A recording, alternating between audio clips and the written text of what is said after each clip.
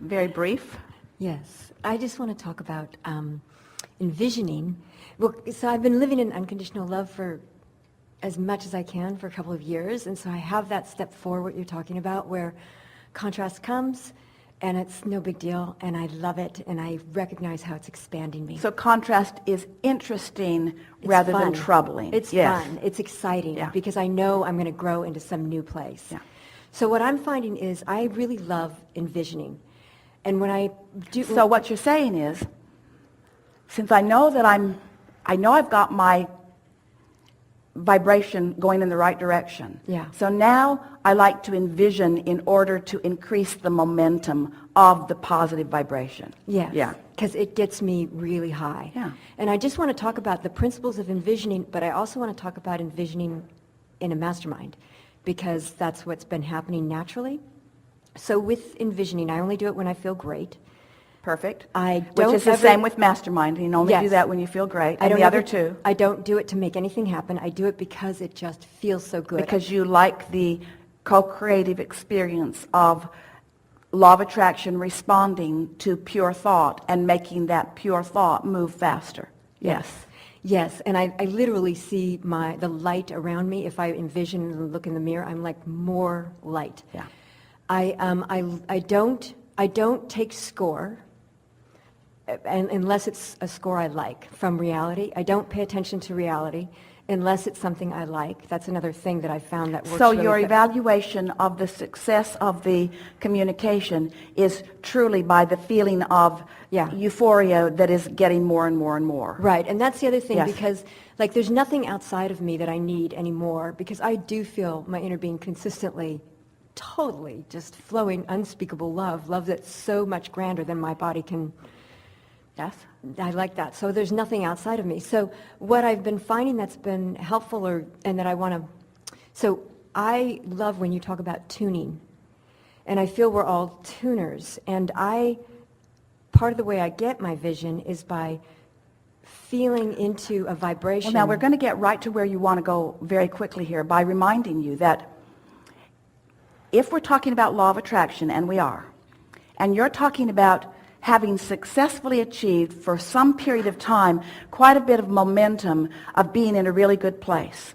And now you are sitting and specifically focusing either with yourself or let's say with another person with the specific intention of the energy moving faster. Are you accepting that you don't have to goose it up, that the energy in and of itself is the engine that will make it happen? Yes. And so we can feel, Esther's been pondering this as well. How much should I be trying to goose it up with my deliberate thoughts of envisioning, and how much should I be the receiver of the vision? And that's say, what I'm at. That's what it is. It's about being receiving. for now, just continue be the receiver of the vision, because when ideas flow, that you'll think it's your idea, and it doesn't matter where the idea originated. You are the translator of the vibration into the idea. Mm-hmm. So what you're reaching for here, just for a little while longer, is just let it flow. Let it flow. You be the realizer of it rather than the orchestrator of it. And once you master that, you will stop doing what almost everybody else does, which is unnecessarily introducing resistance into something that's moving along pretty well.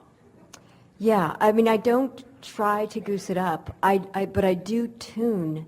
I say, let myself tune to you, and I feel myself being tuned to a And to do you the find frequency. that in that tuning, the one of the initial and obvious manifestations of that tuned alignment is you feel really wonderful. Yeah. So it's an emotional recognition, a recognition of really good feeling emotion, and then thoughts begin Yes. to waft into your consciousness. Yes, and they're exhilarating to think about. They're thoughts that feel so exciting And when you are playing with another co-creative partner who, like you, has tuned similarly, so nobody's trying to make anything happen. It's just a couple of you, or maybe more, but two is enough, wanting to allow it to happen, then the dance really begins, because something occurs to one and then the other, and you begin to discover that the two of you have tapped in to the mastermind. Right. That the two of you have tapped in to the collective consciousness that has been generated by all that you have lived.